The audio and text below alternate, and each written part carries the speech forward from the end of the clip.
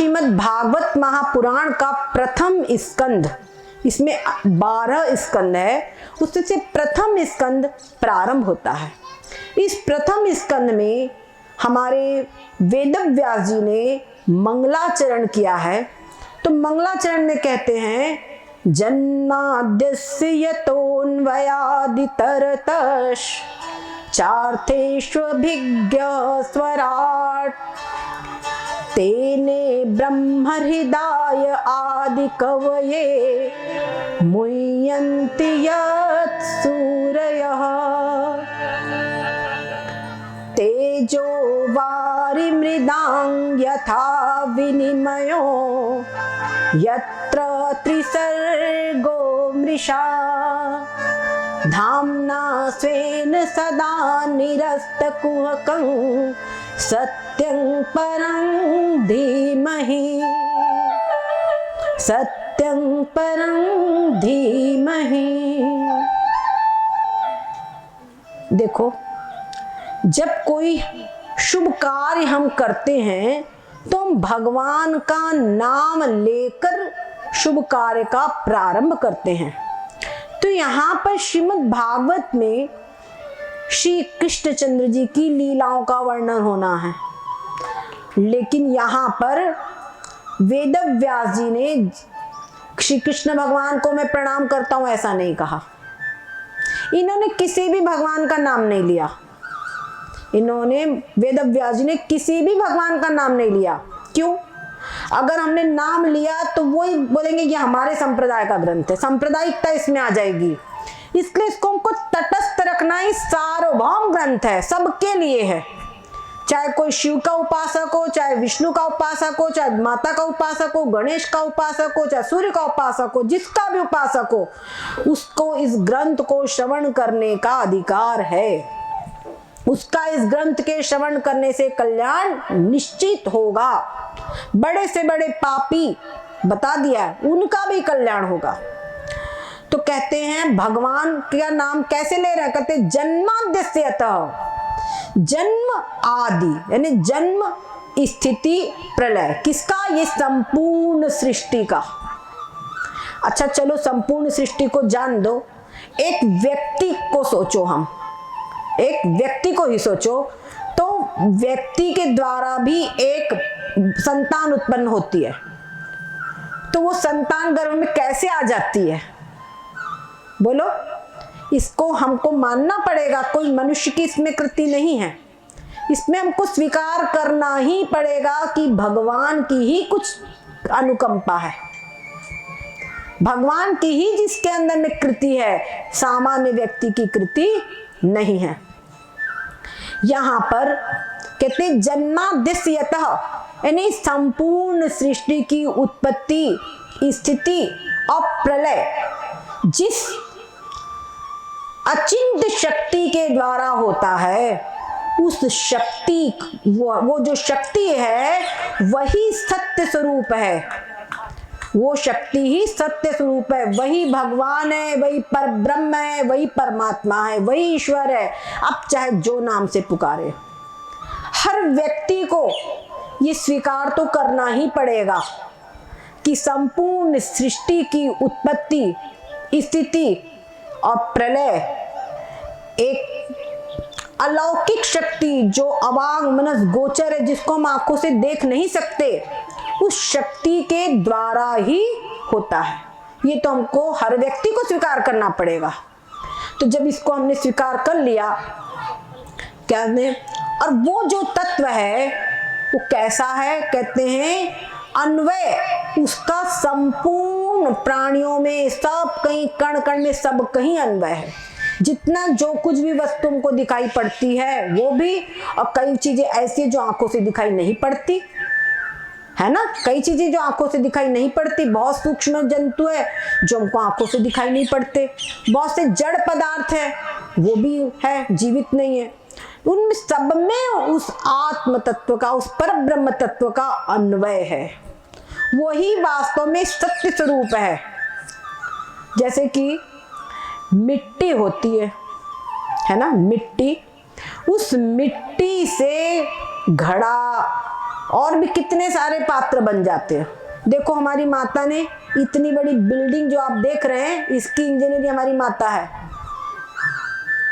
समझ गए, ये माता जी हमारी है।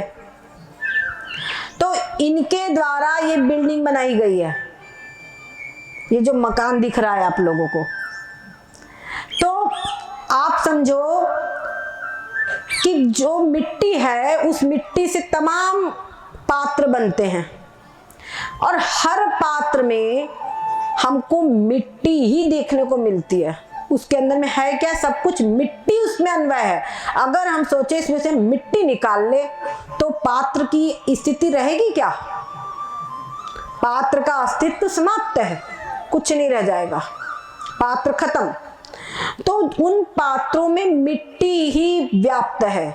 उसी प्रकार से ये जो संपूर्ण सृष्टि है, ये परमात्म तत्व के द्वारा, जिस परमात्म तत्व के द्वारा उत्पन्न हुई है और जिसमें इसकी स्थिति है, मतलब मिट्टी में जैसे पात्रों की स्थिति है, और जब पात्र नष्ट होते हैं, अगर उसको तोड़ दिया जाए तो आखिरी में क्या होगा, मिट्टी तो हो जाएंगे, है ना, आखिरी में मिट्टी हो गए।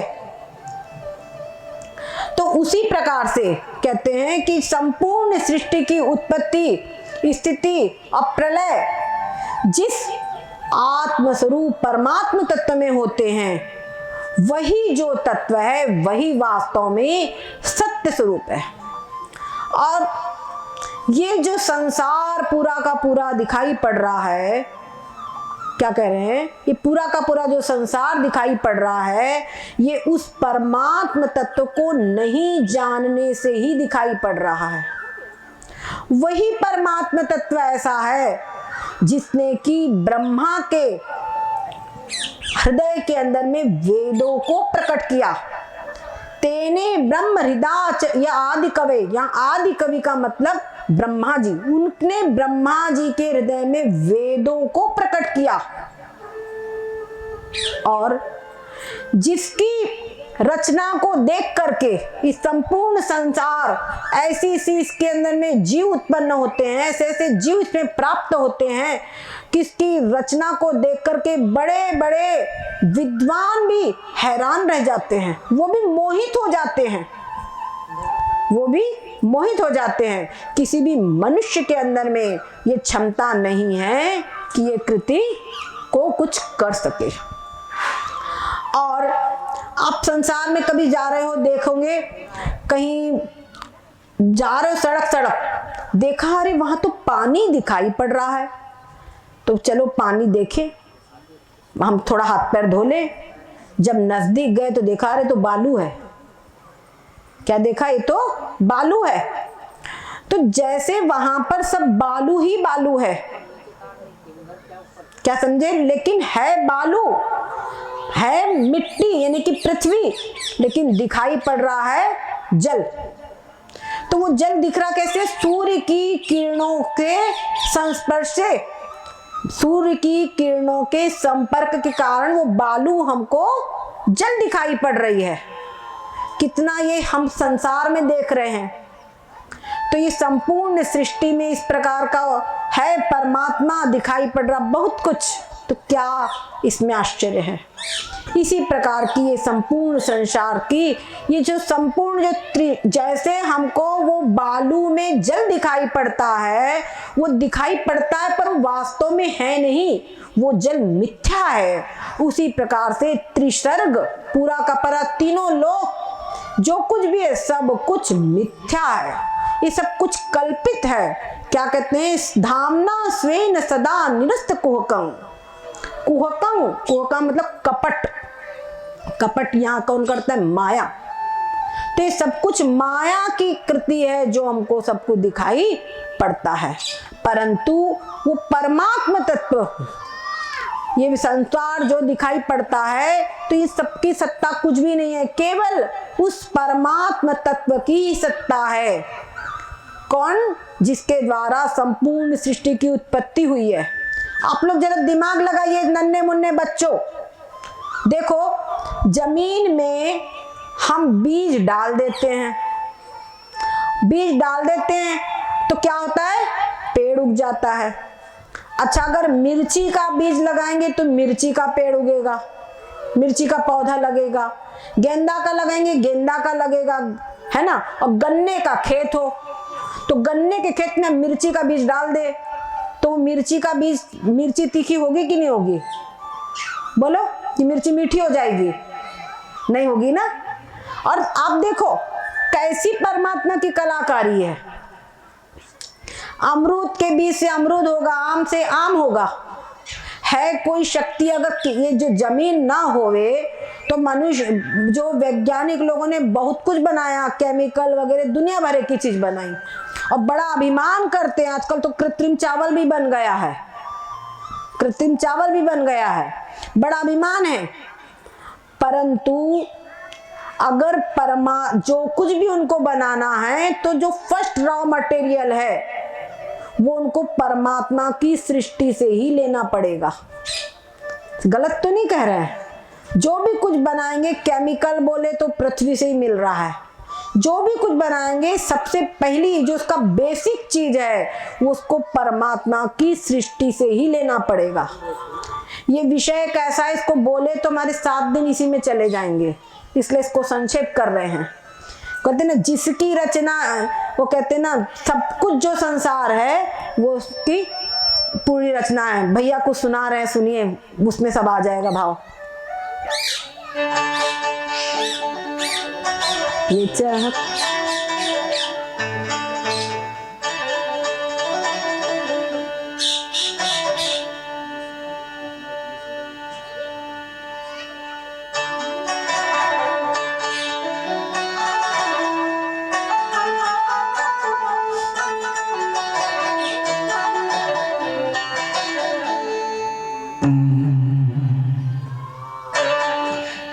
जिनकी प्रतिमा इतनी सुंदर, वो कितना सुंदर होगा। जिनकी प्रतिमा इतनी सुंदर, वो कितना सुंदर होगा।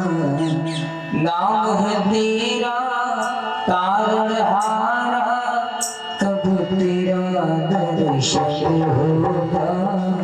जिनकी प्रतिमा कितनी सुंदर, वो कितना सुंदर होगा।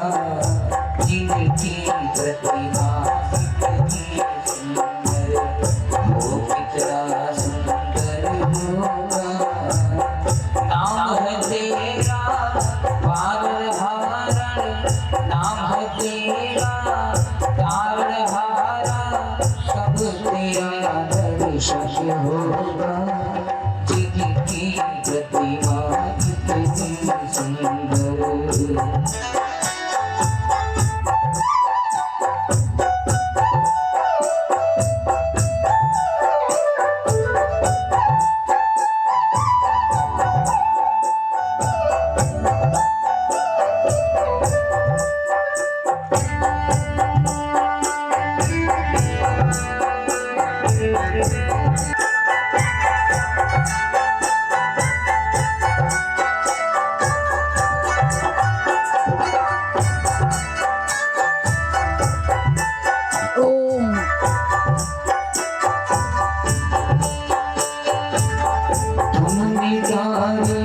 लाखों प्राणी ये संतोषी वाणी है।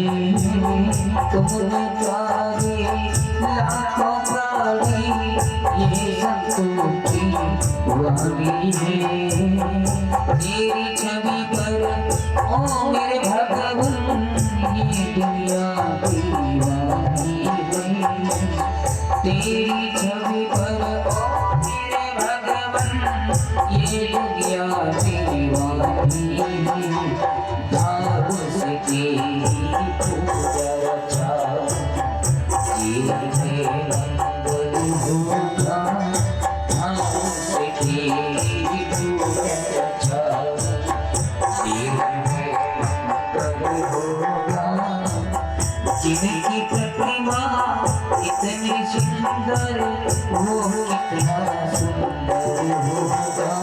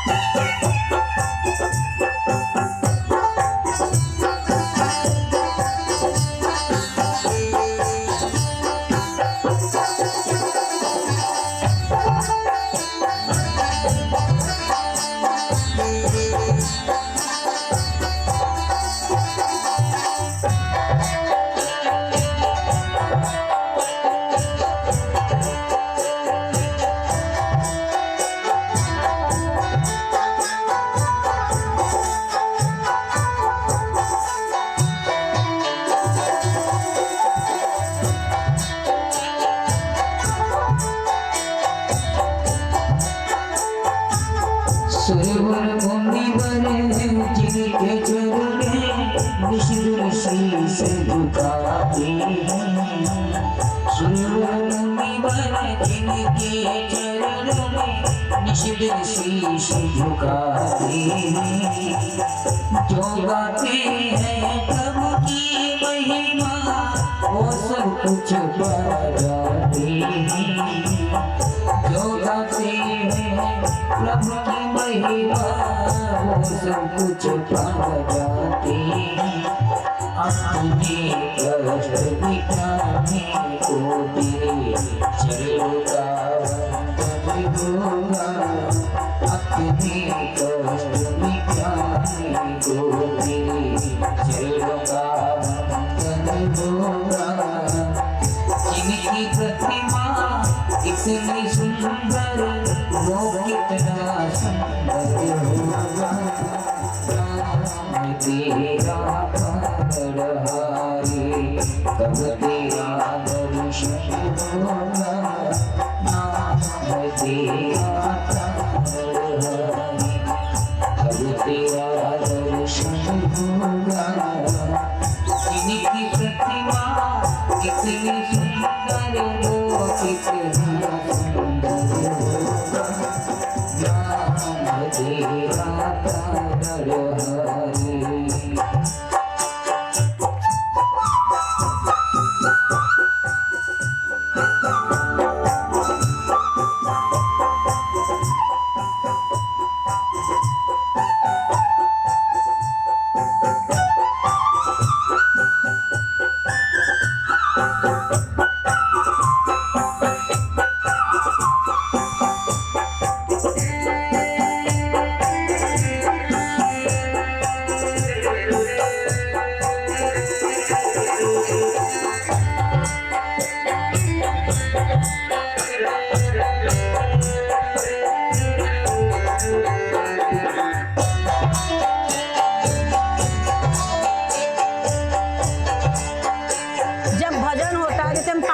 कुछ कर रहे हैं तो हमारी तरफ न रख करके हाथ में लेके अंदर के भगवान है वो मंदिर है सब दिखा सकते हो। अभी पानी पी रहे हो सब दिख रहा है। और मोबाइल हाँ अच्छा मोबाइल जो है वो कैमरे में तो नहीं दिखाई पड़ रहा नहीं ना।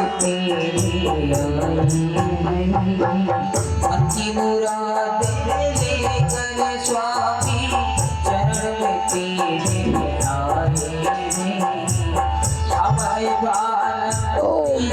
चरण में तेरे गुण गाते हैं। हम है बालक तेरे चरण के तेरे गुण गाते। भाव से पार हमसे पार उतरने को तेरे गीतों का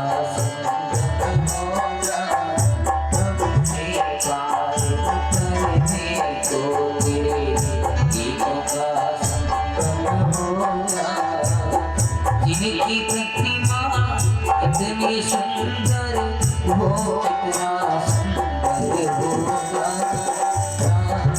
तेरा तारहारा कब तेरा दर्शन होगा। तेरा तारहारा कब तेरा दर्शन होगा। जिनकी प्रतिमा इतनी सुंदर कब तेरा दर्शन होगा।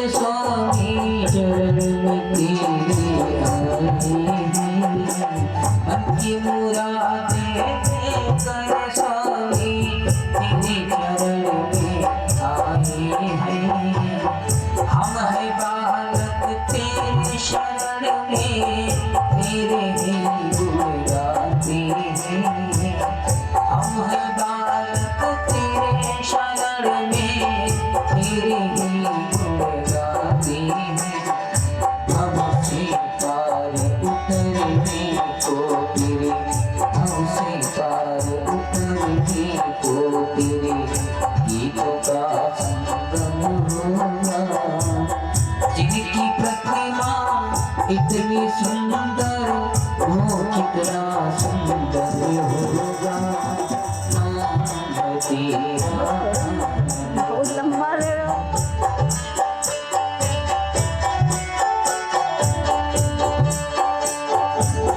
ऐसी दया कर देना दाता निश्चल गुजरे जीवन। ऐसी दया कर देना दाता निश्चल गुजरे जीवन। रग लगे नहीं कपट झूठ का हो पवन मेरा तन मन। रग लगे नहीं कपट झूठ का हो पवन मेरा